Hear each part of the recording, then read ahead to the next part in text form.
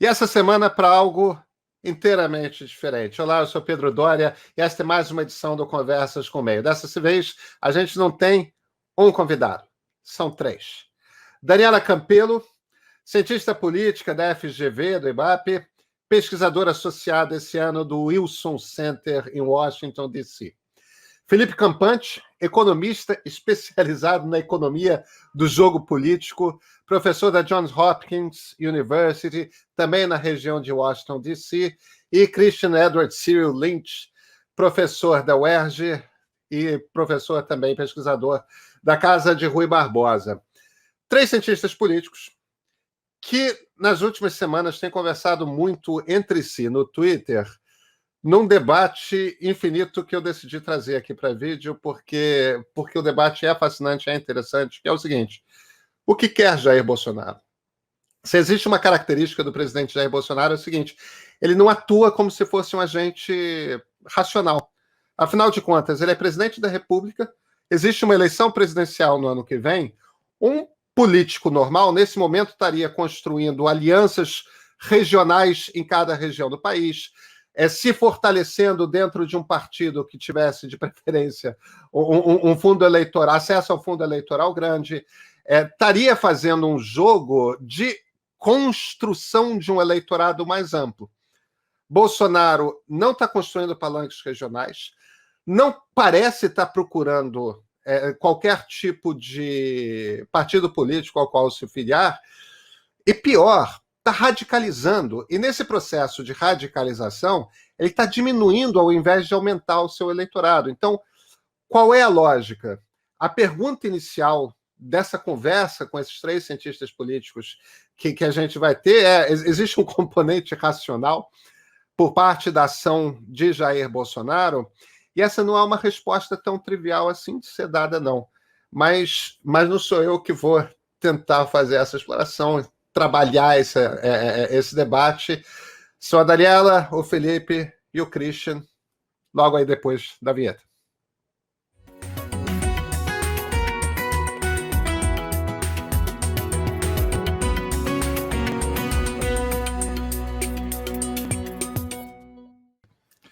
Pois é, estamos hoje aqui com essas conversas no meio um pouco diferente. Três cientistas políticos, talvez eles questionem um pouco se são de fato cientistas políticos, mas todos trabalham academicamente com análise da política. E a partir de um tweet na semana passada do Christian, veio essa pergunta: o que quer Jair Bolsonaro? Ou melhor colocando, qual projeto, qual plano de Jair Bolsonaro nesse processo de radicalização dele? Parece até meio esquisito a gente falar de radicalização de Jair Bolsonaro, mas é o que está acontecendo nas últimas semanas. Ele está incrivelmente, inacreditavelmente, radicalizando até para os seus padrões. Daniela, começando com você, qual o plano? Qual o plano de Jair Bolsonaro? Pois então, eu acho essa pergunta, eu acho que foi assim que começou a conversa da semana passada. Eu acho que plano é dar muito crédito para o que acontece por ali. Na minha leitura, Bolsonaro tem algumas paixões e algumas certezas e alguns encantos que ele segue sem olhar para o lado e que ele não muda de direção, não interessa o que aconteça, não interessa o que as instituições os custos que as instituições criam para eles, ele simplesmente não muda de direção. Então, tem algumas coisas que a gente sabe dele. Eu acho que Bolsonaro, se pudesse, no mundo ideal dele, ele seria um líder ditador do Brasil, porque ele não acredita em democracia, nunca acreditou, ele não acha que funciona, ele gosta de estar ali. Eu não acho que ele goste de governar, aliás, eu acho que todos nós aqui concordaríamos que não é governar que ele gosta, mas ele gosta de estar lá, ele gosta de dar as ordens e eventualmente ser obedecido. Então, eu acho que plano é dar crédito demais a ele. Eu acho que ele vai, hoje em dia, ele vai sobreviver, vai tentar sobreviver no governo, como ele está sobrevivendo faz algum tempo já, mas eu acho que ele vai esticar a corda até onde ele puder, com chance ou sem chance. Então, não é, quando a gente começou a discussão se ele era racional, não era no sentido assim, ele pode perceber que ele não tem a menor chance de sucesso de virar um governante autoritário no Brasil. Ele pode ser restringido de todos os lados, mas eu acho que ele vai esticar a corda e ele vai tentar até onde ele der. até onde ele acreditar que é possível tentar. Então, nesse sentido, eu acho que a gente vai num processo de radicalização que não vai acabar, não vai parar, não vai diminuir e com alguma chance vai acelerar até as eleições. Não consigo ver um cenário diferente. Eu acho curioso, estou esperando a carta da Fiesp com a Febraban e sei quem mais, pedindo paz para as instituições. Essa semana me perguntaram, enfim, por que chamam o Bolsonaro para conversar e estabelecer paz? Eu, sinceramente, não sei, porque me admira que algum ator político ou econômico hoje acredite que qualquer conversa vai ser frutífera. Acho que ele vai até o final esticando a corda como der. E, se possível, vai criar algum tipo de confusão no sentido de trazer militares, trazer polícia, e vamos ver no que dá. Mesmo que ele não saiba onde vai dar, eu acho que ele vai tentar isso. Felipe, qual o plano de Jair Bolsonaro? Eu concordo com a Dani que quando você fala plano, né, dá uma noção de uma capacidade estratégica que eu acho que é ali um pouco acima do que ele tem para dar, né? Mas às vezes eu venho brincando assim, né? A pergunta assim: Bolsonaro é maluco ou ele é racional? Eu diria assim: a resposta é sim.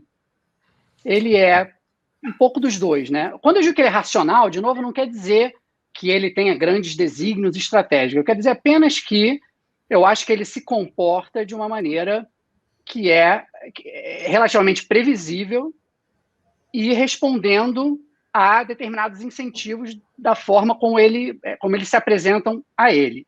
Agora, por que ele parece tão fora de esquadro?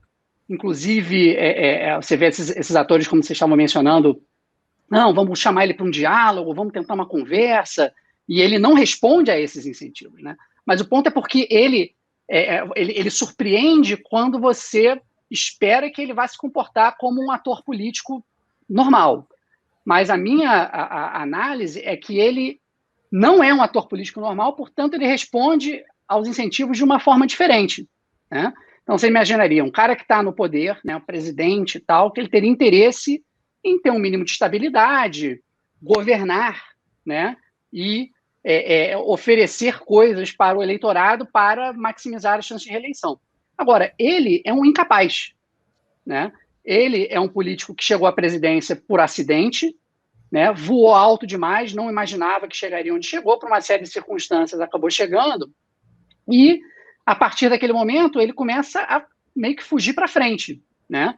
Ele já tinha aí toda uma folha corrida pregressa de deputados de baixo clero, né, com todas as rachadinhas, a proximidade com a milícia, etc., que uma vez que ele chega onde chegou,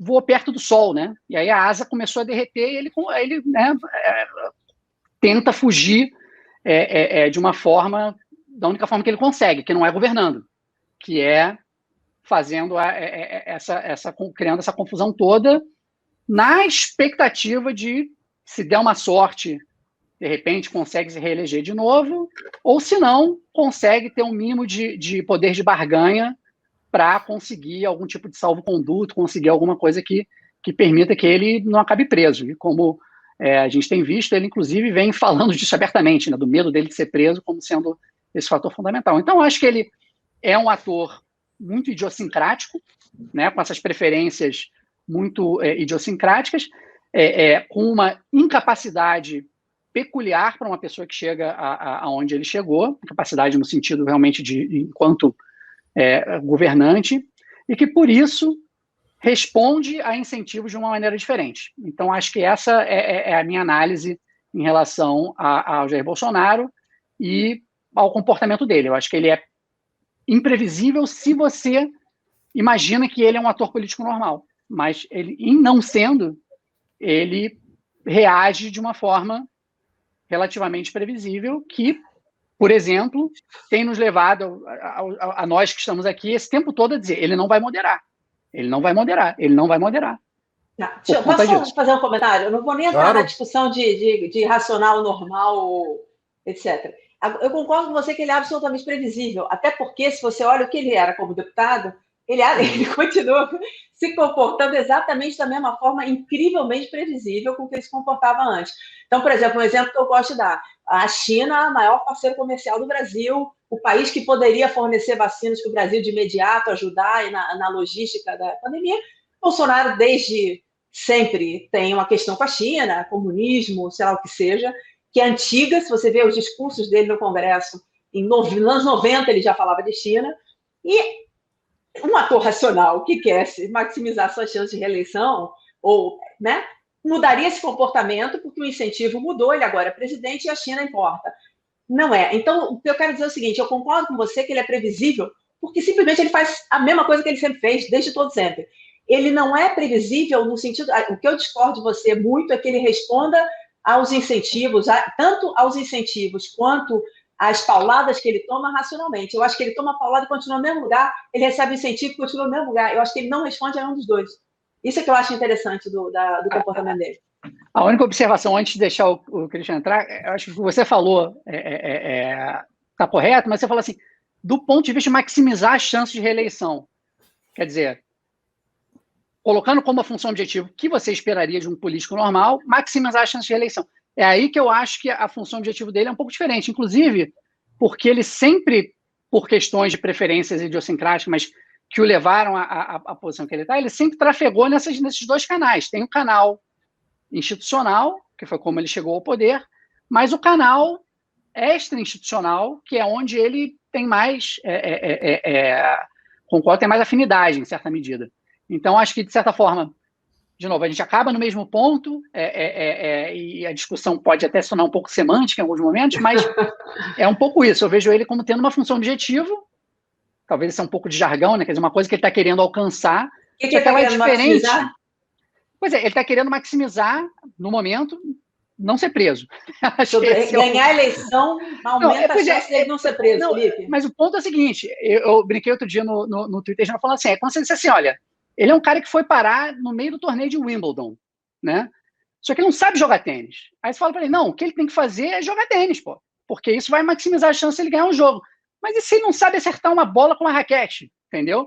Então, mas aí eu vou tem que dizer que o juiz... nosso amigo Cláudio Ferraz e falar, pelo menos então, você não dá com a raquete na cabeça do juiz. Não, aí ele está dizendo que o juiz está roubando, que a raquete está contra ele, que o juiz de linha é comunista, e que se ele não der o que ele quer, ele vai comandar uma invasão da quadra central e melar o jogo inteiro. Entendeu? Então, acho que é um pouco isso. Mas vamos deixar o Christian entrar no jogo. Deixa eu dar uma de moderador aqui e chamar o Christian na conversa. Christian, a pergunta é essa: qual o plano de Jair Bolsonaro? O que está movendo ele? Agora, querendo entrar já no meio da conversa, por favor. Isso. Posso? Sou de paz. Camisa branca. Não por isso. Eu acho que no fundo a gente está falando tudo a mesma coisa, mas eu acho que o cenário pode se clarificar no seguinte sentido. Quando a gente está falando de racionalidade, está tendo aqui uma espécie de uma... Racionalidade é um conceito, ele tem vários significados diferentes. Mas, de uma maneira, quando a gente fala em racionalidade do ator, a gente está pressupondo uma racionalidade de um ator que está jogando um determinado tipo de jogo, que é um jogo democrático que tem determinadas regras que são seguidas por todos. Bolsonaro não é um ator democrático. Isso, então a gente tem que tentar entender a racionalidade dele a partir dessa. O que ele é? Ele é um sujeito que foi criado, cujo imaginário político dele foi criado no final da ditadura. E a ideia que ele tem do que era a ditadura era a ideia que a ditadura, os agentes da ditadura, quando acabou a ditadura, fez de si própria. Quer dizer, não é nem a ditadura como a ditadura era. Então, ele se cria todo combinando duas coisas. Primeiro, quer dizer, a racionalidade dele. Viver de explorar o ódio à democracia. Viver de explorar o ódio ao liberalismo, ao sistema político, tudo isso que é o jogo. O jogo dele é viver de combater esse jogo, de mostrar ódio a esse jogo. Essa é a racionalidade dele. E certamente a racionalidade dele o levou a ser deputado federal.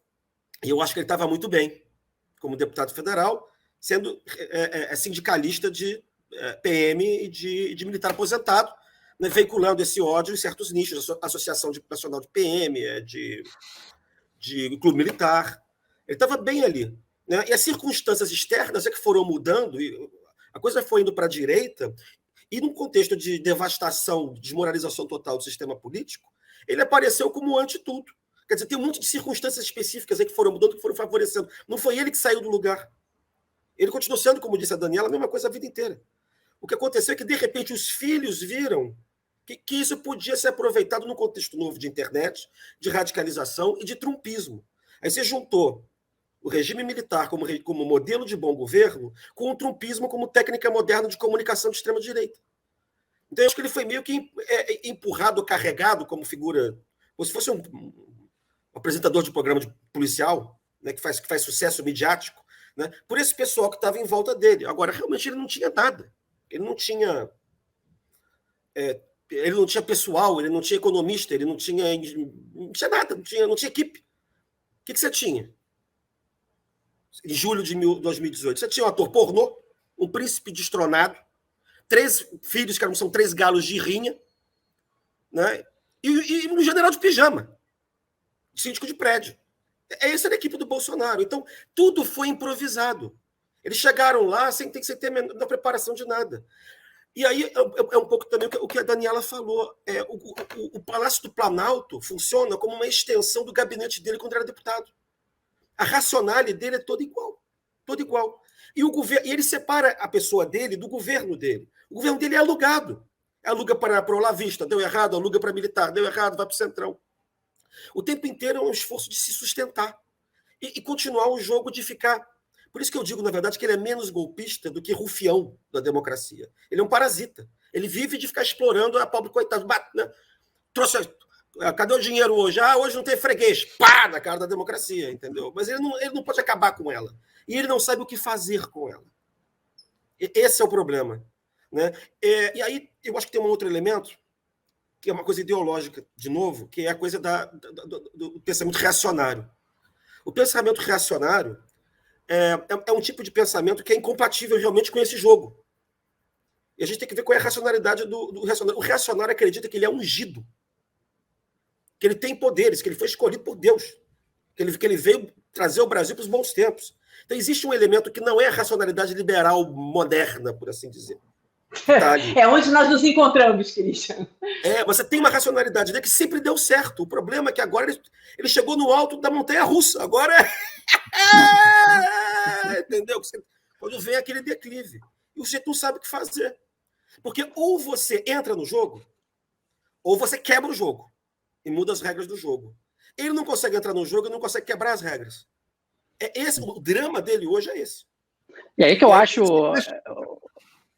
Eu acho que a gente concorda em muita coisa, acho que precisa organizar aí, Pedro. Organiza aí as concordâncias. Pois é, deixa eu me colocar aqui estrategicamente do lado do Felipe e fazer uma provocação a vocês, que é o seguinte.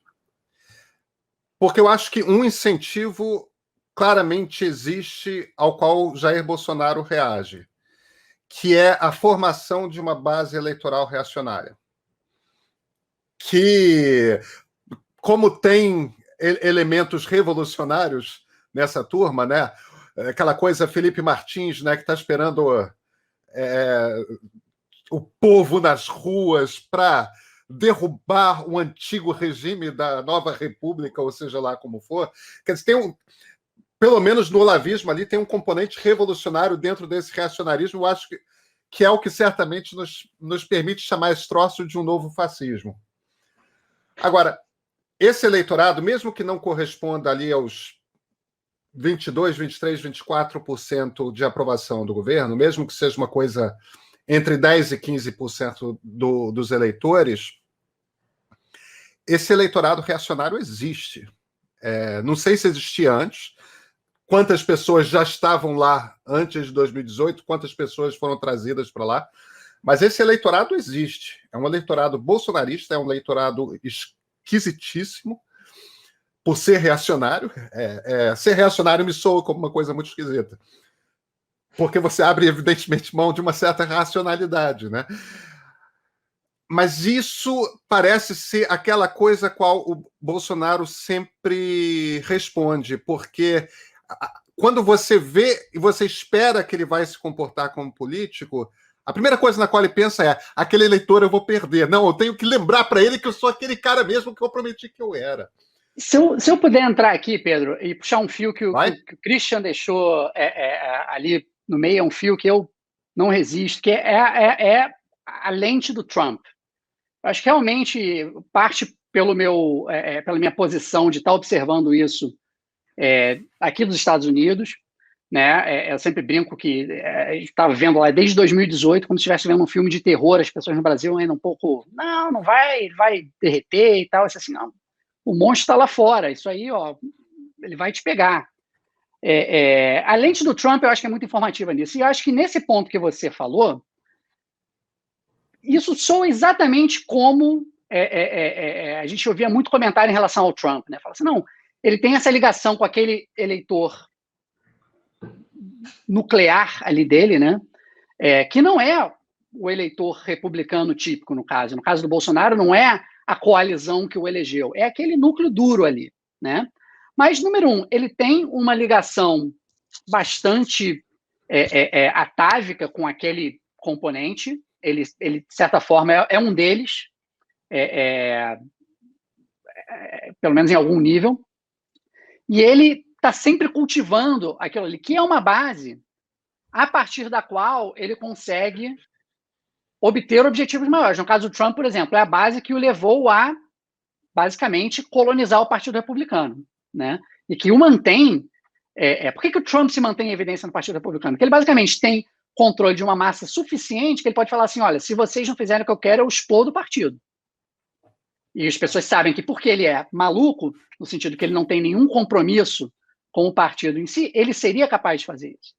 O Bolsonaro também, ele toma essa plataforma, que é a plataforma que é uma excelente plataforma para elegê-lo deputado e a família inteira e ter aquele feudozinho dele eleitoral, mas que o colocou numa posição também de ser o avatar do antipetismo naquele momento, que foi o que o levou a ser presidente. Agora, também, tal como o Trump, ele tem suficientes esqueletos ali no armário que ele tem que continuar se mantendo em evidência. Ele tem que continuar tendo poder de barganha para não sofrer por conta desses esqueletos que tem no armário. E a forma dele se manter em evidência, no longo prazo, a forma mais viável é essa, entendeu? É cultivar aquela base a partir da qual ele pode falar o seguinte, olha, se vocês não me protegerem, pelo menos, eu posso explodir isso daqui. Pois é, mas aí, Felipe, eu vou te perguntar, ele vai explodir o quê? Porque o Trump tem um partido republicano onde ele pode criar um certo caos. Bolsonaro não conseguiu nem criar um partido. Quer dizer, se aí, voltando para a questão do Pedro, se a ideia é maximizar essa quantidade de gente aí, a base hoje que sobrou do Bolsonaro, e eu acho que a gente ainda vai ver essa base diminuir muito, não é sombra do que foram os eleitores naquele período. Ou seja, ele deu um tiro no pé, tirou o Moro, ele está acabando lentamente. Eu estou impressionada com a reação lenta do mercado, mas está, né, com a credibilidade do governo na área econômica, que também foi uma elite que votou no Bolsonaro contra tudo, contra qualquer perspectiva, e está sobrando, de fato, aquele eleitorado que a gente, né, os bolsonaristas de hardcore, que estão ali, e a gente não sabe muito bem quem são. Se você for pensar, eu acho que os evangélicos ainda, de certa forma, são uma quantidade, mas os últimos dados do eleitorado evangélico, que foi 80% Bolsonaro nas eleições, já está em 50-50. Então, assim, eu não sei quem é essa base. Se você pensar que essa base são os PMs mais radicalizados ou os militares das antigas que ainda querem uma volta, um retorno ao poder, esse pessoal é muito pouca gente. E o Bolsonaro não explode nada com isso, porque não tem nenhum partido que se preocupe com isso. Se a ideia dele é maximizar essa quantidade de gente, mínimo esforço, primeiro, para construir um partido. Ele tinha a faca e o queijo na mão, muito dinheiro com o PSL. Não conseguiu. Por que não conseguiu? Nesse sentido, ao ator irracional, porque ele não consegue negociar nada. Você está pedindo para ele jogar tênis em Wimbledon, Dani. Ele não sabe. Ele não sabe fazer isso. Tudo bem, Felipe, mas meu ponto só é esse. Se fosse um ator minimamente racional, que quer, inclusive, se proteger, ou que quer só, a única racionalidade dele, supondo que seja manter essa base, ele precisava ter aproveitado a oportunidade que ele teve de fazer alguma coisa com aquele partido. Ele foi deixando gente pelo caminho, de Bebiano, aquela menina lá, a Giromini, passando por Daniel Silveira. Se é para construir essa base, onde é que vai parar esse pessoal? Onde é que vai parar o Olavo de Carvalho, por exemplo, que desapareceu? Eu acho que é tudo muito errático para a gente considerar que existe um plano, um projeto, até de manter essa base, para ser sincero. Eu acho que não tem isso. Eu acho que ele age de uma maneira muito igual ao que sempre foi, ou seja, ele não consegue construir nada, ele só destrói, ele não consegue juntar ninguém, ele só quebra, ele não consegue unir, ele só briga, e esse é o processo que ele faz, aconteça o que acontecer, indo bem ou indo mal, dando tiro no pé ou não dando. Então, assim, nesse sentido, é o que ele faz, previsível, muito previsível. Agora, o cenário vai mudando, as possibilidades vão mudando, e ele não se ajusta. Não se ajusta. Então, nesse sentido, é que eu acho que ele tem uma reta e é aquela que ele sabe. É a única que ele sabe. Todos os... Olha, vou dizer, eu me lembro que no começo do governo, quando teve a pandemia, até a Argentina, peronistas e o CR conseguiram se juntar numa união nacional por conta da pandemia. Até na Argentina. Bolsonaro não conseguiu fazer um dia de simulação de vamos todos juntos contra o vírus, porque ele não consegue. Porque ele é confrontacional, ele só consegue brigar. O negócio dele são os inimigos imaginários, inimigos reais, e é assim que ele sobrevive. Eu acho, Daniela, desculpa, Cristian, já vou passar para você. Eu acho que o não acreditar em ciência é sincero, tá? Eu não acho que seja apenas um aspecto confrontacional, não. Eu acho que ele não acredita mesmo. Ele não acredita em ciência e também provavelmente viu aquele pessoal todo voltando dos Estados Unidos com o vírus, ninguém morreu, é uma gripezinha. Ele é essa intuição. Ele olha o negócio, soa ele razoável e é isso que ele vai. Por isso que eu digo, eu concordo inteiramente. Christian, e aí, esse eleitorado de extrema-direita, você vê... Diga, como é que você vê? Quero só pegar um gancho aqui, que também já foi falado, só para... A gente, na verdade, eu não estou vendo muita diferença aqui na discussão. O que tem são a gente que vai clareando mais um ponto do que o outro no mesmo conjunto, né?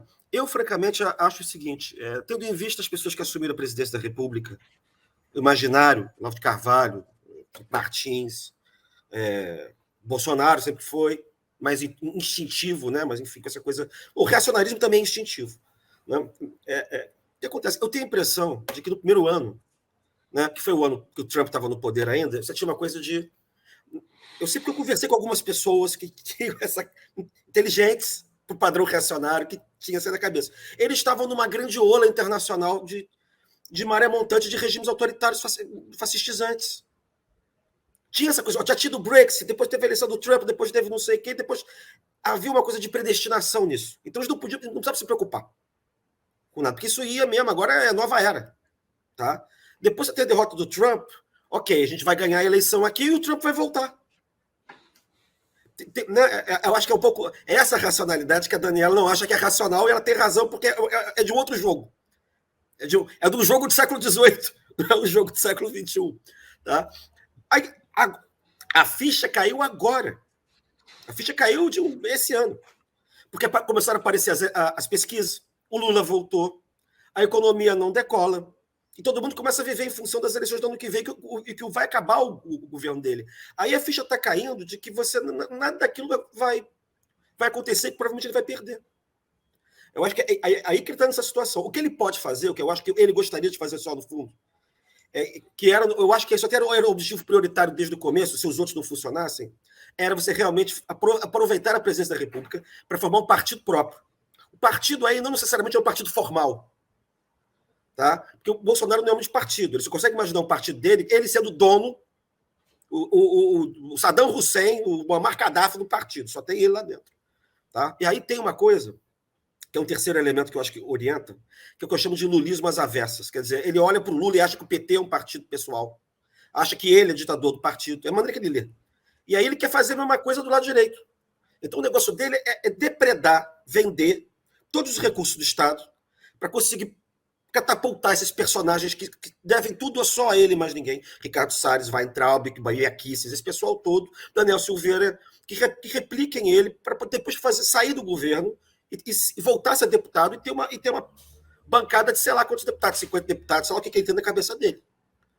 E aí ele não vai ter as dores da presidência. O problema é como ele sai sem ir para a prisão. Como é que ele sai incólume, sem os filhos irem para a prisão, ele poder se candidatar e ele controlar essa bancada e continuar vivendo disso, um pouco tipo família Le Pen. Eu tenho que ter essa coisa, porque ele tem esse monte de filho, o projeto é familiar. É de longo prazo. E uma coisa só para... Desculpa, Cristian, achei que você tinha completado, mas inclusive eu acho que a gente não pode perder de vista o fato de que essa aposta dual do Bolsonaro, por que ele está radicalizando agora? Porque a opção eleitoral está virando fumaça, certo? Então ele tem que ir direto na outra opção. Agora, Ô, Felipe, deixa eu te perguntar uma coisa. Quando é que ele não esteve radicalizando? Mas ele estava com popularidade sim. de 50%, ele estava radicalizando. Mas isso ele só radicaliza, é o que ele faz. Sim, mas o ponto até que o Pedro está falando, que ele está radicalizando ainda mais, né? Até para padrões do Bolsonaro, coisa que ele está assim, tá empurrando todas as fichas para cima da mesa. Concordo, nunca foi moderado, etc. E tal, mas o ponto é o seguinte, acho que a gente não pode esquecer que até muito pouco tempo, a opção eleitoral, mesmo com a aposta radical que ele sempre teve, mesmo com o não moderando, ela era viável. Por quê? A pandemia vai acabar, a economia vai se recuperar, todo mundo estava achando isso. Vai ter ciclo de commodities, vai ter, e aí, a chance do Bolsonaro vai... o Bolsonaro pode perfeitamente ser reeleito, né? E aí, qual é a estratégia dele? Por que ele nunca foi moderado naquele sentido tradicional? Por quê? Porque ele não sabe governar. A aposta dele não era essa. A aposta dele eu tenho que manter a minha base, não é fazer crescer a minha base. Eu tenho que manter a minha base para eu chegar no segundo turno. Foi a estratégia dele assim que ele ganhou. Se chegar no segundo turno sendo anti-PT, né, num cenário econômico favorável, é a chance dele ganhar. Entendeu? Então, acho que essa aposta dual, ela até pouco tempo estava ainda aposta. Acho que agora a situação mudou porque a economia não tem a menor perspectiva, a incapacidade dele destruiu tudo, basicamente, e aí ele só lhe resta a opção da eu vou te falar a verdade. A Daniela fala que ele não ia ser eleito com o negócio de economia, não, né, Daniela? Gente, mas isso é um negócio, eu vou te dizer, a gente está discutindo a irracionalidade do Bolsonaro, a gente tem que discutir um programa inteiro só para discutir a irracionalidade de quem achou que isso ia funcionar. Pelo amor de Deus. Quem é que achou que esse programa econômico ia funcionar, que essa economia ia funcionar, que as medidas iam funcionar? Com que input que essas pessoas acreditaram nessas coisas? Mas eu concordo com você, eu acho que existe esse cálculo, e eu acho curioso também uma aposta que a gente já dizia lá atrás, esquece esse negócio de antipetismo 4 anos depois. 4 anos depois é antibolsonarismo, porque você está no governo e você vai ter que dizer o que vai fazer ou não vai. Eu acho o seguinte, eu discordo que faz todo sentido ele radicalizar mais agora, concordo, porque eu acho que isso é uma derivação até de uma parte do trabalho da gente no livro, que é mostrar que a eleição dada, seja ganha, seja perdida, cria incentivos para que os governantes vão fazer outra coisa que interessa a eles. Seja roubar, seja gastar demais, seja alegrar a base, seja fazer o que quiser, porque a eleição está definida e não depende do que eles façam. Eu acho que, nesse caso do Bolsonaro, hoje, claro que quanto mais menores as chances dele eleitorais, maior a chance dele radicalizar. Mas se você for pensar, quando ele estava ali com 50% de aprovação, no auge do auxílio emergencial, ele estava radicalizando, aquele como é que é aquela frase dele? Acabou, porra. Foi a frase dele, foi quando? Né? Foi no comecinho, já está dizendo que ia acabar. Então, eu acho que sempre foi isso. Eu acho que esse é o que ele sabe fazer, isso é o que ele é, e vai fazer até o final. Agora, eu acho que o ponto que a gente precisa discutir aqui, que eu acho que eu venho insistindo bastante nisso, o Felipe volta e meia também comenta. Ele pode não dar golpe, muito provavelmente ele não tem chance, mas ele já transformou a forma como se faz política no Brasil, ele já mudou o cálculo dos atores de uma maneira não trivial, de uma maneira muito séria, e que a gente vai passar muitos e muitos anos ainda para tentar desfazer isso aí. Quando você vê juiz calculando o que vai acontecer com a vida pessoal dele, provavelmente, quando toma a decisão, porque tem um ataque na internet desses loucos, ou ele está sendo ameaçado fisicamente, ou um jornalista que vai pensar 2 vezes antes de entrar com uma matéria porque não sabe o que pode acontecer com ele, vai ser processado pelo PGE e por aí vai. Então, assim, o cálculo político mudou. Os militares hoje falam de orçamento, eles discutem sistema eleitoral. Onde é que nós estamos que militar discute orçamento e sistema eleitoral? Isso o Bolsonaro trouxe para dentro. Ele abriu a porta, a porta começou a ser aberta pelo Temer, mas ele abriu a porta e agora vai ser muito difícil fechar de novo. Mas isso aqui mas aí que tá. Eu tenho a impressão de que isso tem a ver com uma espécie de mudança de ciclo.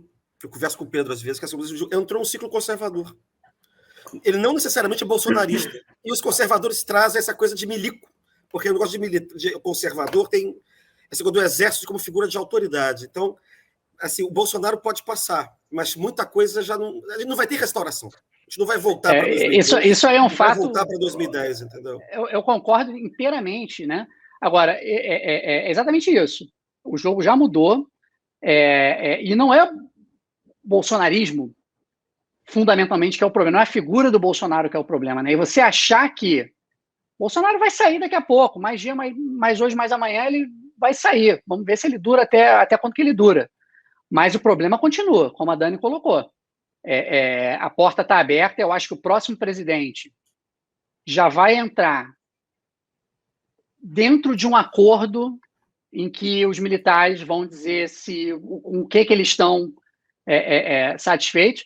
E não é só o Bolsonaro que vai continuar jogando com essa ameaça de violência, né? De violência, seja nas redes, seja violência de fato nas ruas, envolvendo militares, forças de segurança, etc. Não vai acabar com o Bolsonaro. Não vai acabar com o Bolsonaro, inclusive porque os militares, por exemplo, tomaram gosto pela coisa, né? Como a Dani falou, já começou com o Temer lá atrás, foi quem abriu essa porta que o Bolsonaro escancarou. Eles não vão voltar para casinha assim agora. Eu acho que tem dois pontos. Um é quando vocês falam assim, teve uma virada conservadora, o que me incomoda nesse termo é que parece que é uma coisa da população, das pessoas, e eu não acho que é esse o caso. Eu continuo insistindo que o Bolsonaro foi eleito numa crise econômica inimaginável, que aconteceu, tem a ver muito com a crise econômica do governo Dilma, que se aprofundou durante o governo Temer. Ele vem numa crise moral pós-Lava Jato e demonização de política e tudo isso. Eu acho que ele era o cara certo, na hora certa para a nossa desgraça.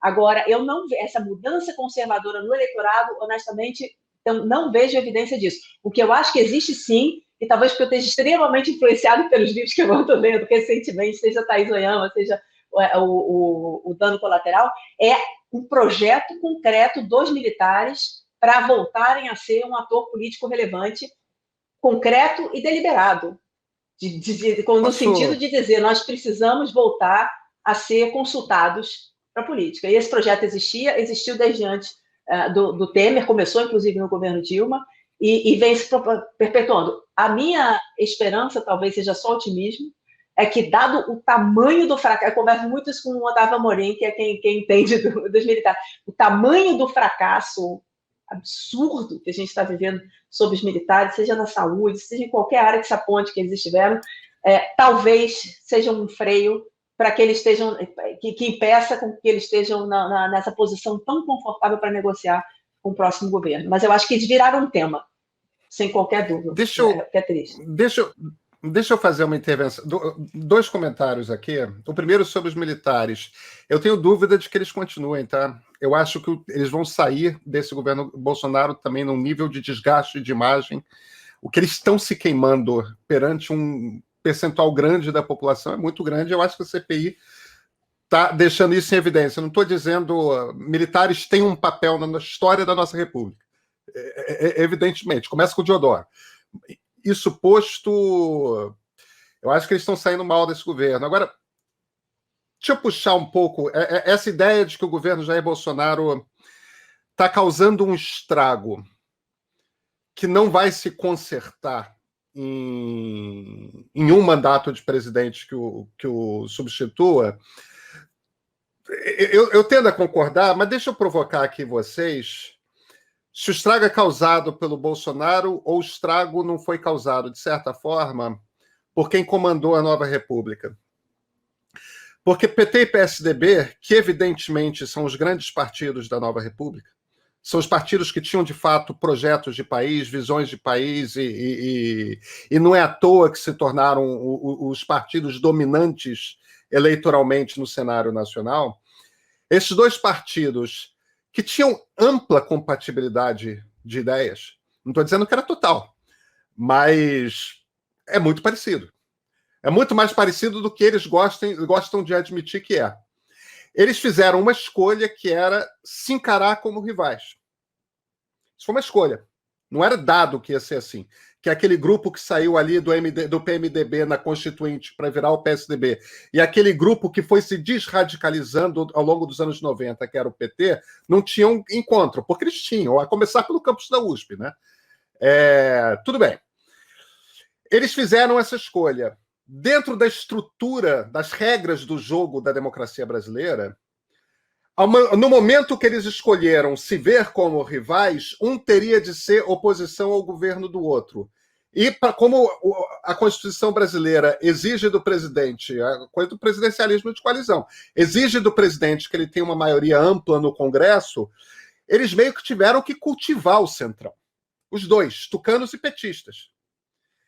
E o problema dessa coisa de cultivar o centrão é que o monstro vai engordando e vai querendo mais, e vai exigindo mais. E a governabilidade vai ficando cada vez mais, vai saindo do pork barrel, né, da coisa da troca de cargos e verbas para os objetivos particulares de reeleição daquele deputado, e vai virando corrupção, dinheiro na mão. O meu ponto chegou um ponto tal, me parece, ali por volta de 2010, no final do segundo governo Lula, que a gente começou a entrar num jogo duro constitucional, de ficar forçando a barra das regras o tempo todo, de inúmeras formas, e nos três poderes, que PT e PSDB, eu acho que implodiram essa república, gente. Não estou dizendo que tinha sido o objetivo, não estou dizendo que desse para prever, porque eu acho que não dava para prever, mas me parece que esse jogo com o Centrão, do jeito que foi rolando, foi fazendo com que o jogo chegasse a um vício tal que ele se tornasse impossível de ser jogado. Quer dizer, a República vai ter que ser redesenhada de qualquer jeito. Felipe, você ia pegar primeiro. Eu acho que concordo em larga medida com o que você falou. Outro dia eu mesmo estava falando, acho que tem um pouco... É o narcisismo das pequenas diferenças, como se diz, né, entre o PT e o PSDB, que acho que gerou uma certa combinação explosiva, mas acho que a parte disso, eu acho que o seu diagnóstico aponta para um ponto importante, que é o seguinte: o Bolsonaro é uma infecção oportunista, né, que ataca um corpo, um organismo doente e agrava a condição daquela, né, e torna aquilo muito mais agudo. Mas ele é uma infecção oportunista, né? Uma das coisas que eu acho recente, que mais mostra que o buraco é mais embaixo, que o problema vai perdurar, e muito por conta do que você fala, foi a recondução do nosso bravo Procurador-Geral da República ao seu segundo mandato, com apoio de todo o arco político brasileiro. Isso é exatamente para evitar, né, esse eufemismo é lindo, né, a criminalização da política, né, como eles dizem. Ora, isso deu no que deu, quer dizer, essa percepção justificada por ações como essa, de que você tem um status quo completamente corrompido, foi o que abriu a porta para o niilismo bolsonarista. Então, dado que o corpo agora está mais fragilizado por conta da infecção oportunística, o Bolsonaro trouxe todas esses demônios aí de volta para a política. Eu acho que isso é muito complicado. Então, isso mostra exatamente esse ponto que você estava fazendo. O problema vem de antes, é mais profundo, e vai tirar o Bolsonaro, o problema vai continuar. Eu acho que isso está muito claro. E, vamos dizer, o establishment político brasileiro não tem dado mostra nenhuma de que aprendeu com o que está acontecendo. Muito pelo contrário, acho que a recondução do Aras demonstra isso sobejamente. Dani, Christian? Não, Christian, vai você, que eu estou aqui pensando. Na verdade, eu tenho um outro link para essa história, uma outra leitura, mais de economia política do que de política. Fala aí, Christian, que depois eu entro. Não, eu acho que a gente está falando de uma outra coisa aí. No longo prazo, eu acho que você tem várias explicações para o que andou acontecendo. Aí eu discordo da Daniela, houve uma virada conservadora, sim. Você tem um pedaço do lado de cá e um pedaço do lado de cá que são invariáveis. Mas você tem um miolo ali que às vezes é mais para cá ou mais para lá. Esse miolo já foi mais liberal, virou social-democrata e depois, uma hora volta e virou mais conservador. Você tem uma virada que é conservadora, você se assume como conservadoras, eles se dizem de direita, alguns se dizem de direita radical, você tem associações, produtores de conteúdo, você tem tudo isso que não tinha antes. Então você teve alguma coisa aí. O bolso não significa que agora eu não sei também se conservador para você incluir liberais que não são econômicos. Na minha cabeça não é econômico. Tá? Quando falo conservador que diz assim: o país precisa de autoridade, O problema do Brasil é falta de ordem. O problema do Brasil é falta de respeito à família, à igreja ou ao Estado. Sei lá, isso aconteceu. E não significa que precisa vir para a extrema-direita. Eu acho que teve circunstâncias realmente que Bolsonaro é um ponto fora da curva. Tanto que já está refluindo para cá. Né? Eu acho que para isso a coisa da desmoralização tem a ver com a Lava Jato, que é um pouco que você está falando como é que a República se destruiu. Né? Você teve um escândalo de corrupção já... Isso parece que é histórico no Brasil. Você começa a dizer que a República está podre, que a República está pútrida, politiqueiros, politicalhas. Você tem um monte de proliferação de palavras depreciativas para designar a política. Né? E eu me lembro que um colega nosso, o Bruno Vanderlei Reis, em 2008 já estava falando que se as coisas continuassem como estavam, essa ideia de que o político é corrupto, né? Uma certa ideia que foi dada pela forma como se tocava o presidencialismo de coalizão, a coisa é arrebentar na frente. E até ele foi profeta nesse troço. Então, você teve os escândalos de corrupção que foram desmoralizando o regime, depois você teve uma amplificação desse troço para a Lava Jato. Aí o que acontece? Todo o arcabouço que sustentava a rotina da República desarranjou. E aí aqui eu acho que a coisa foi para o espaço. A coisa podia ter sido reorganizada com o Bolsonaro, não com o Bolsonaro, mas para quem viesse em 2018. Você ia ter que rever o papel um pouco do Supremo. O Supremo tinha exorbitado muito das suas funções naquele período, tinha feito um monte de... sancionado muita traquinagem, tinha mandado prender senador por liminar, sabe? Tem um monte de coisa ali que estava desarranjada. E, ao mesmo tempo, você tinha uma percepção de que o legislativo tinha virado um repasto do executivo. Enquanto você não reequilibrar esse negócio, a coisa não vai andar. O que a gente está vendo hoje? O Supremo conseguiu um rebranding de judiciarismo agora como defensor da democracia. Para o Supremo está sendo bom para caramba esse negócio, porque ele estava mal. Agora ele conseguiu ter essa oportunidade.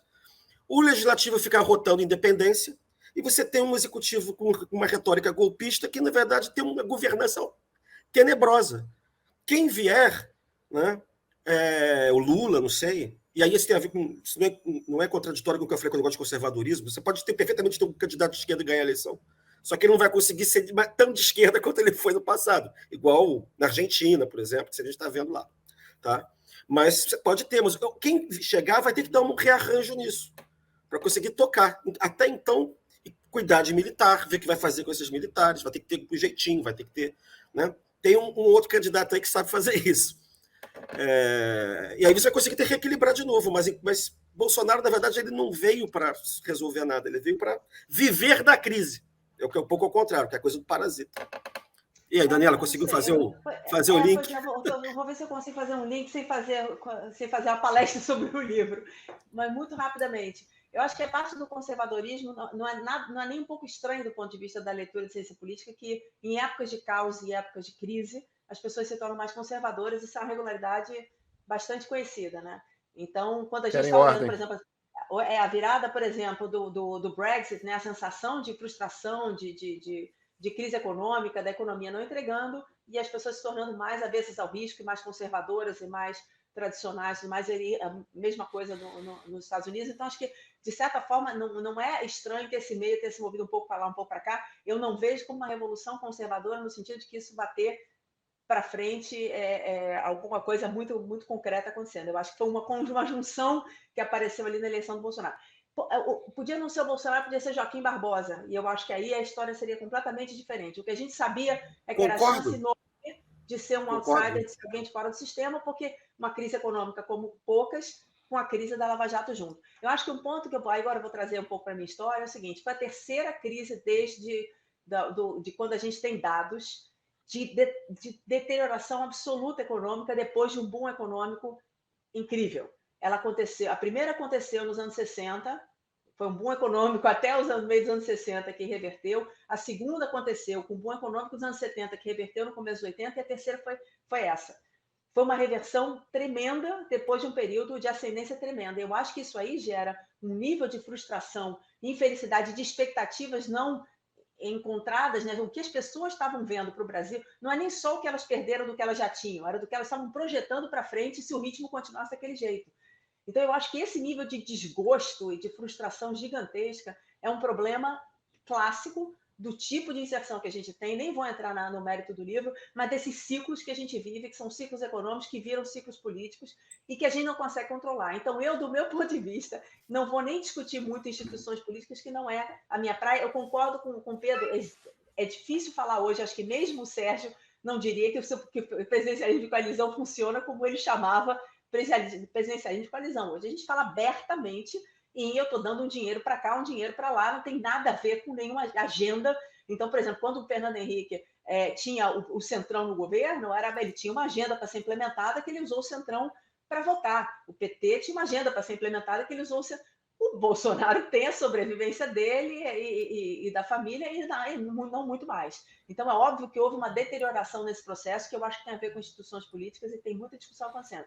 Agora, eu acho que enquanto a gente viver desses sobes e desces econômicos, em que quem tem dinheiro pode gastar até acabar, e aí depois vem um período de crise em que não sobra recurso para ninguém, e aí a gente vive esse desmoronamento. E aí começa o próximo ciclo. Uma coisa para chamar a atenção, óbvio que não ia funcionar Bolsonaro, óbvio que não ia funcionar Paulo Guedes, para mim isso foi dito lá na véspera do Bolsonaro vencer a eleição.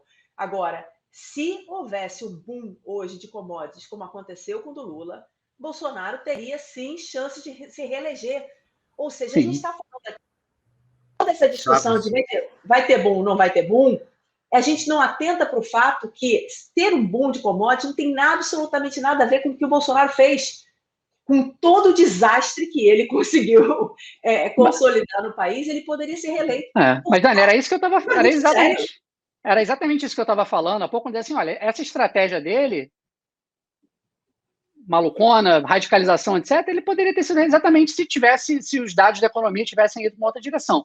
Agora, eu acho dois pontos aqui, acho que para dar um matiz um pouco aí com o que você falou, com o qual eu concordo. Um é que eu acho assim, esse comportamento cíclico da economia brasileira, ele tem um fundamento institucional. Isso até é um trabalho que eu fiz há muitos anos em termos de ciclicalidade de política fiscal, um artigo que eu escrevi com a Alesene Tabellini, que é um pouco mostrando que essa ciclicalidade, você está falando de gasta, aí acaba, bum, vai tudo tem a ver com uma fragilidade institucional na qual, vamos dizer, o eleitor prefere que gaste logo porque ele não confia na política para, vamos dizer, cuidar do cofrinho, que seria o que a política fiscal ótima diria que você teria que fazer. Então, isso, a fragilidade institucional alimenta essa ciclicalidade fiscal e, portanto, da economia. Agora, outro ponto, acho que a gente está concordando plenamente aqui de o buraco é mais embaixo e a coisa vai durar depois do Bolsonaro. Eu acho que isso é muito importante ter em mente. Eu não sei se as pessoas ainda se deram conta disso tanto no Brasil, porque acho que o Bolsonaro ele captura tanto atenção, tal como o Trump fazia aqui até pouco tempo, que acho que as pessoas assim, na hora que o bode sair da sala, acabou o problema. E as pessoas no Brasil olham para os Estados Unidos e falam assim, Trump fez tudo isso, mas só perdeu a eleição, tá aí o Biden, voltou tudo ao normal. Não voltou tudo ao normal. Não está normal aqui. Tá? A fragilidade institucional continua. Né? Vamos dizer, o esgarçamento da democracia continua no nível local. A eleição de 2024 aqui acho que vai ser bastante complicada.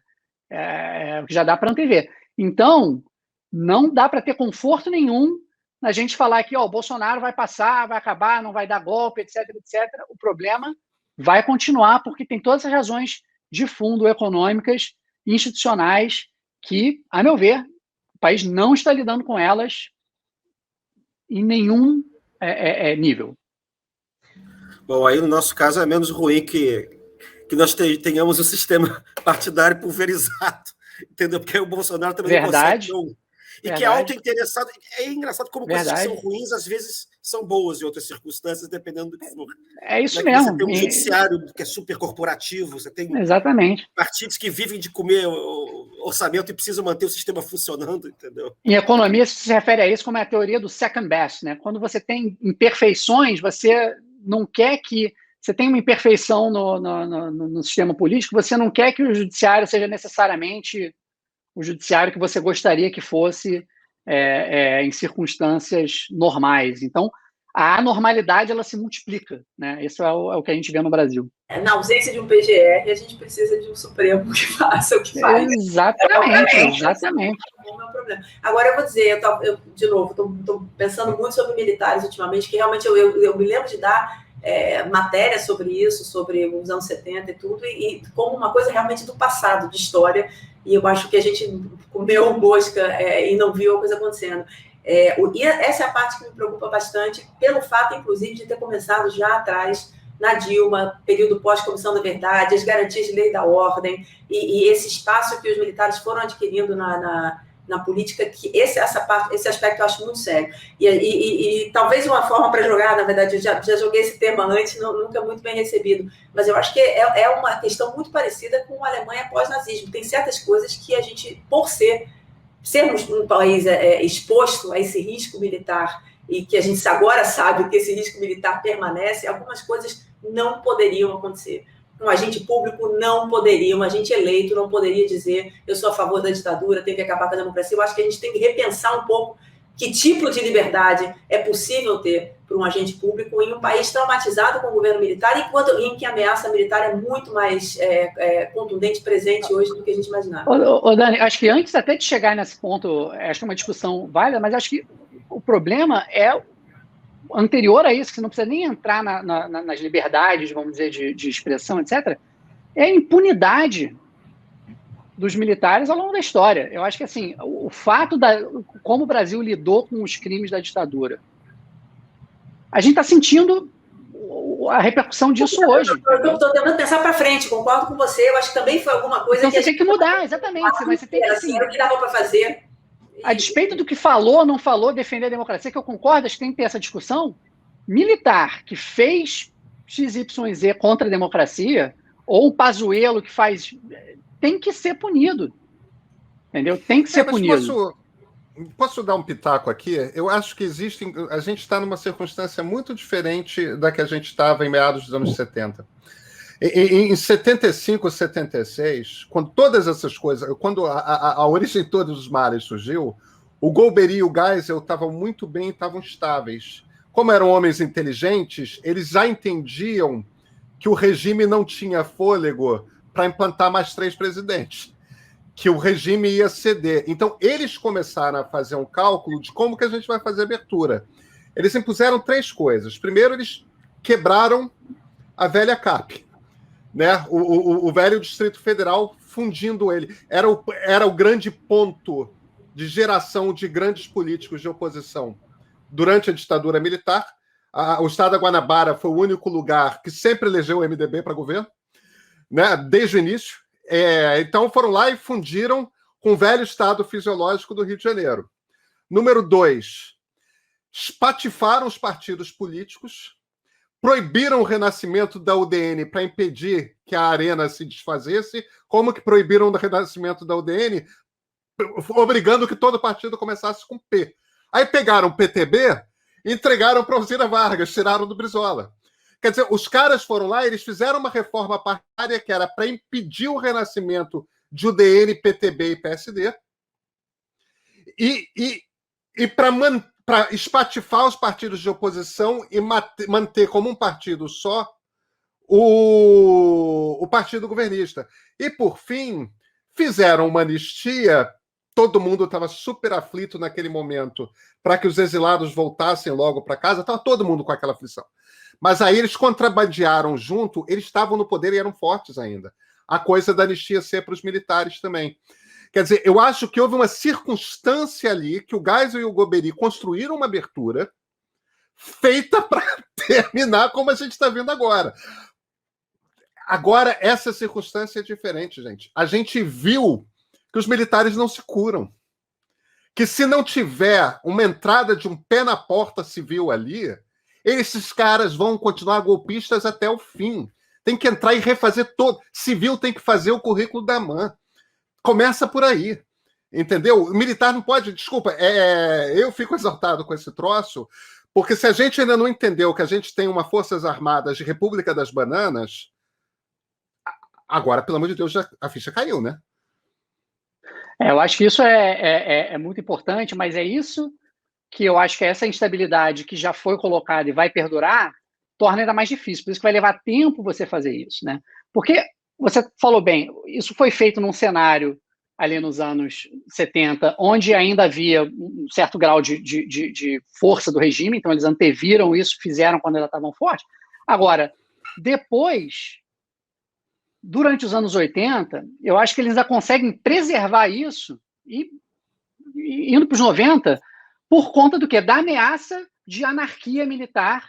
Isso é que os livros do Hélio Gaspari colocam perfeitamente, que é exatamente o que já está posto agora. Entendeu? Por isso que eu digo assim, o pessoal está falando se vai ter um outro 64, a gente tem que ver se vai ter um outro 1981, com Rio Centro, com violência, e os militares do topo falam assim, não, porque o topo é democrático.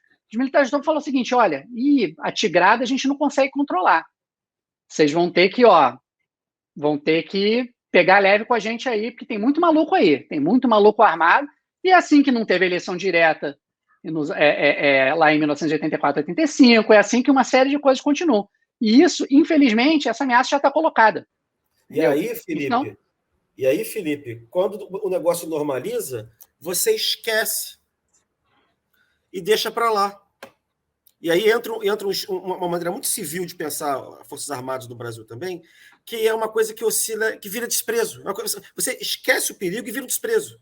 Que é uma coisa que vem desde o Império, essa coisa de que militar, que é marinha no máximo, mas é uma coisa meio desprezo, vai pintar...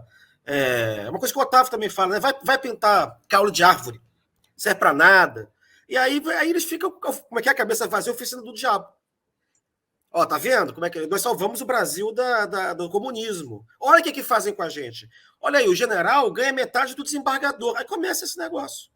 Aí uma hora aparece um grupo do Haiti, né? E acontece isso que está aí. Então, eu confesso que eu fico... Eu acho que todo mundo aqui endossa a indignação moral normativa do Pedro, mas o Pedro sabe que ao longo da... Né, que você conhece muito bem a história do Brasil também, que isso nunca aconteceu. Sempre acaba tendo uma acomodação, tá bom, deixa para lá, vamos levando, vamos empurrando, vamos ver isso lá na frente. Aí depois você esquece, não, já resolveu, aí já acabou e tal, pereré. Não vamos remexer. E quando remexeu, deu essa confusão no governo da Dilma. Pois é. É claro que eu acho que tem que fazer. Agora, eu que a confusão fazer.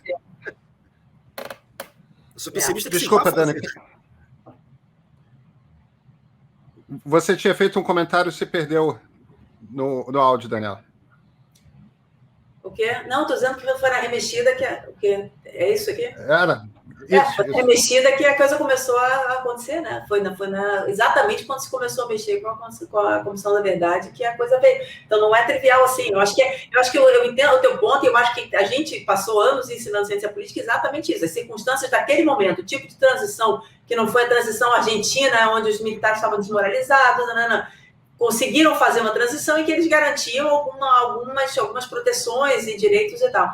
E era o que a gente dizia e estava tudo certo, era isso aí, essa foi a transição que a gente fez até, eu acho que, como você disse, as cartas voltarem à mesa e a gente perceber que aqueles que a gente achava que estavam adormecidos ali fazendo qualquer outra coisa, não estavam e que havia deliberadamente uma vontade de voltar. E isso é realmente assustador e isso antecede Bolsonaro. Eu diria que Bolsonaro é mais foi um empurrado disso aí, desse processo, do que propriamente um gerador desse processo. Então, nesse sentido, sair o Bolsonaro não resolve isso. Agora, isso vai precisar ser resolvido, minimamente pactuado, imediatamente pelo próximo governo, já, isso eu não tenho dúvida. Até por questões dessa questão que vem se discutindo anistia não, quanto tempo é quarentena, seja por definir que militares da ativa não podem estar trabalhando no governo e por aí vai. Então, assim, a repactuação vai ser imediata. O que me preocupa é que seja uma repactuação, por exemplo, como diz o Otávio, em que os militares vão vir por cima definindo o que eles aceitam ou não aceitam. Eu acho que no momento é o que está muito delicado, é tudo muito delicado nesse momento. É isso que eu ia perguntar para vocês. Eu não me chamo Pedro Doria, mas eu ia fazer uma pergunta, que era a seguinte. A gente estava falando em algum momento aqui na história de que o negócio, por que o Bolsonaro está radicalizando agora, a Daniela falou, quando foi que ele não se radicalizou? Ele se radicaliza sempre, mas às vezes a razão, ele sempre radicaliza quando ele acha que ele está perdendo força, ou está ficando fraco, aí ele exagera no negócio. Então tem a ver com um pouco as circunstâncias. E esse negócio agora, ele está apostando numa radicalização, as coisas de concentração, mostrar força em Brasília, São Paulo, ônibus, o Diabo 4, dinheiro, É um investimento imenso. Eu sempre tenho a impressão, não sei se eu consigo, que é para ganhar tempo agora. É para ficar ganhando tempo, para não cair, de segurar e ficar assim, e pensando o que ele vai fazer. O que ele vai fazer na frente para conseguir escapar desse negócio. Mas aí os militares, você não acha que é a mesma coisa?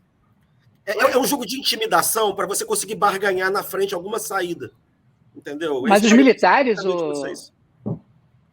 Militares os militares, eles são um jogador muito mais duradouro aí nesse jogo, né? Bolsonaro... Sim, isso. Faltou explicar. Mas na medida que parece que o Lula pode voltar, aí eles já ficam assim, não, Lula a gente não aceita. Aí imagina, para eles aceitarem o Lula, vai ter que ser assim, ó, vai ter que ter milico na Petrobras, vai ter que ter na Petrobras, vai ser isso. Lá, entendeu? É para fazer esse tipo de coisa. Vai ser o que eu tenho dito, é uma democracia tutelada. Vai ser assim, ó, vai ser, o cara que ganha a eleição vai subir ao poder? Vai, mas sob determinadas condições. E essas condições vão envolver benesses para os militares, etc. Pois é, mas aí eu me pergunto, o que eu venho me perguntando todos os dias é o seguinte, até aqui veio o Bolsonaro com essas ameaças militares e a gente não vê as elites brasileiras absolutamente parecendo chocadas ou indignadas com o que está acontecendo. Então, nesse sentido, não adianta só o governo.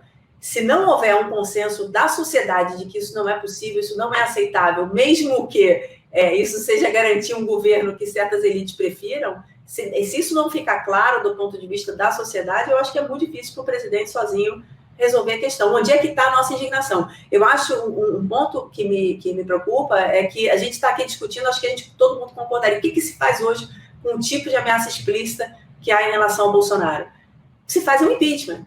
Não está acontecendo o impeachment exatamente porque está se fazendo esse cálculo de que, veja bem, tem gente na rua ainda, alguém apoia. E quando você vê as mesmas elites que pediram a saída da Dilma por conta, sabe-se lá do que naquela época, seja crise econômica, enfim, pela pedalada a gente sabe que não foi, pedindo paz para as instituições hoje, com o presidente convocando e distribuindo bottom de volta de regime autoritário, que condescendência é essa? Eu honestamente eu não consigo entender de onde ela vem.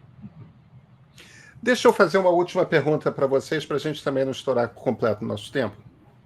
Mas para a gente tentar olhar aí um pouquinho, não para o futuro lá longe de 2022, mas para o futuro nos próximos meses. A gente está a uma semana do Dia da Independência, do 7 de setembro. O Bolsonaro está querendo fazer seu... Ele já tentou botar gente na rua 2 vezes esse ano. Furou. Não deu certo. Foi aquela Avenida Paulista com buracões no meio da rua que estava patente para todo mundo. É verdade que agora ele está trabalhando na organização e está gastando dinheiro nessa organização. Existem 2 cenários, tem 3 cenários que são possíveis de se imaginar para esse 7 de setembro. Um cenário ele não consegue levar a gente. Quer dizer, ele leva, claro, mas dá uma 4,5 da Paulista meia boca, não parece impactante como as passeatas de oposição têm parecido. Número 2, ele leva a gente, enche, e a turma em Brasília invade o STF ou invade o Congresso. Por quê? Como é que você controla? Ainda mais se todo o discurso é de radicalização desde o início. E o Congresso, aqueles prédios para você causar dano, você não precisa muito, é tudo porta de vidro.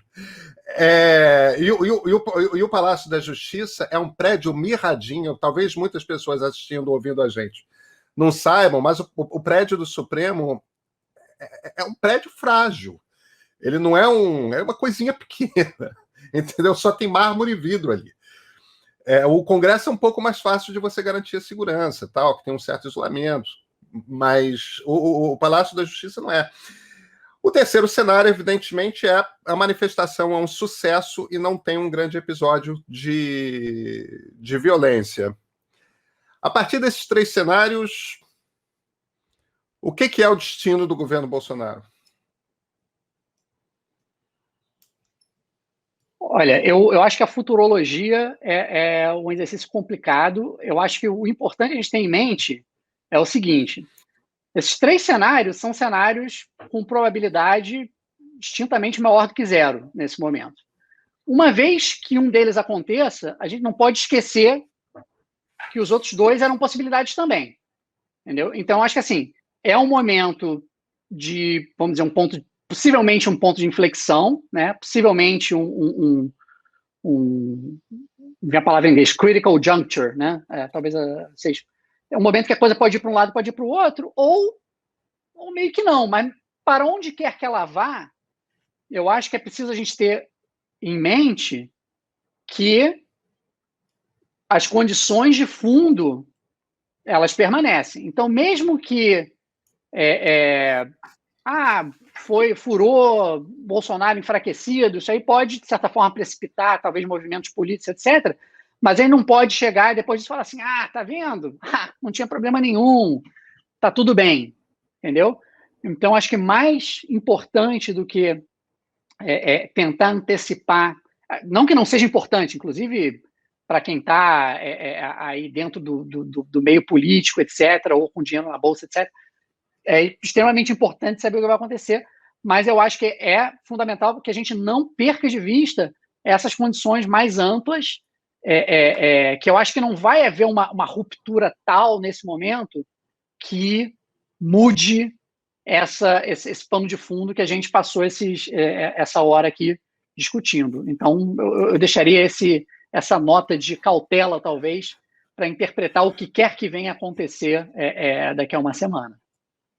Felipe, você deu uma resposta cautelosa, mas então deixa eu te fazer uma pergunta de réplica na sequência. Você acha que Bolsonaro sobrevive até a eleição do ano que vem se o Supremo é invadido e depredado? Olha, se acontecer um episódio de violência, assim, acho que é bem possível que isso acelere determinadas tendências para aquele lado. Eu não sei, eu diria assim, existe, de novo, acho que é importante pensar em termos de probabilidades. Eu acho que existe um estado da natureza aí perfeitamente possível, no qual o Bolsonaro não chega até 2022. De certa medida, está ficando mais provável até 2022, que eu digo, até a eleição, ou o que seja. Então. Mas pode ser que sim, pode ser que não. Eu acho que a gente precisa ter... Não é só uma questão de estar em cima do muro, embora também seja, em alguma medida, mas eu acho que é um compromisso epistêmico com, acho que, o pensamento probabilístico e acho que a humildade, vamos dizer assim, é possível que o Brasil perca a semifinal da Copa do Mundo em casa por 7-1 da Alemanha? Eu teria dito que não. Eu acho que depois daquilo a gente precisa ter humildade epistêmica para lidar com os eventos.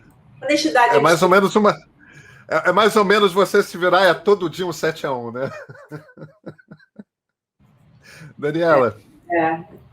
Honestidade epistêmica, não é humildade. Né? Todo mundo sabe do que você está falando. Né?